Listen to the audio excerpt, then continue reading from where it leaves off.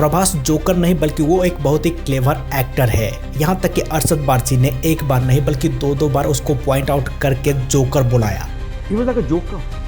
तो क्या सच में प्रभास यहाँ पे जोकर है या फिर वो बहुत ही क्लेवर एक्टर है? कुछ ऐसी चीजें मैं तुम्हें बताऊंगा जिससे तुम्हें ये अंदाजा लग जाएगा कि प्रभास क्या सच में जोकर है या फिर वो क्लेवर एक्टर है। चलो बताता हूँ, लेकिन उससे पहले वीडियो को लाइक जरूर से कर लेना अगर तुम प्रभास के फैन हो तो।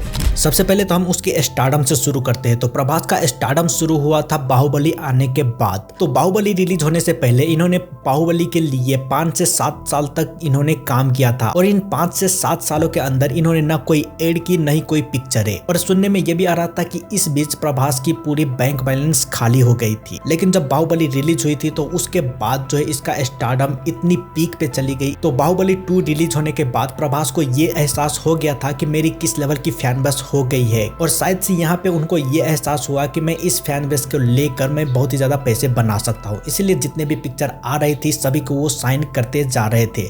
चाहे पिक्चर की स्टोरी कैसी है, वो पिक्चर को कोई भी डायरेक्ट कर रहे हो, उनसे कोई भी फर्क नहीं पड़ता, बस उनको पैसे कमाने थे। मतलब जो भी उनको 150 करोड़ दे रहे थे पिक्चर करने के लिए, उन सारे पिक्चरों को ये साइन किए जा रहे थे। और कहीं न कहीं ये बात भी सही है, प्रभास की जिस लेवल की स्टारडम हो गई थी, कैसी भी पिक्चर है हो अपने पहले दिन 100 करोड़ क्रॉस कर लेती थी। और बाहुबली के बाद अब तक प्रभास ने लगभग 6 से 7 पिक्चरों में नजर आए हैं, जिसमें से 6 पिक्चरों के अंदर वो लीड रोल में नजर आए हैं और कुछ पिक्चरों जो है सुपर हिट हुई और कुछ पिक्चरों जो है फ्लॉप हुई।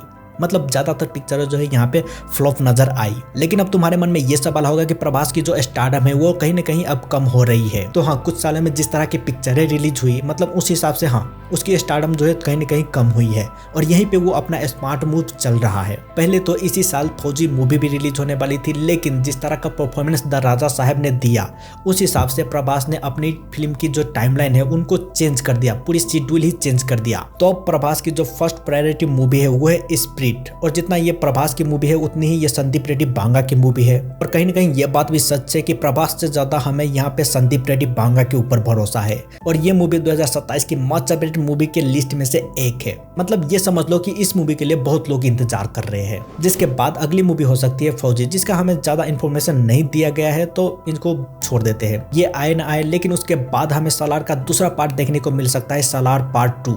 और इस मूवी के लिए भी बहुत लोग वेट कर रहे हैं और शायद से ये मूवी 2028 में आ सकती है, जिसके बाद 2029 में आएगी कल्कि का दूसरा पार्ट, कल्कि 2। तो देखो 29-30 तक प्रभास की जो लाइनअप है वो बहुत ही ज्यादा बढ़िया है और मुझे ऐसा लगता है कि ये मूवी रिलीज होते होते प्रभास की जो स्टारडम है वो फिर से रिवाइव हो जाएगी। बाकी तुम्हें क्या लगता है कि प्रभास सच में जोकर है या फिर ये यहाँ पे बहुत ही ज्यादा स्मार्ट मूव कर रहा है? मुझे कमेंट में जरूर से बताना और हो सके तो वीडियो को लाइक भी कर लेना।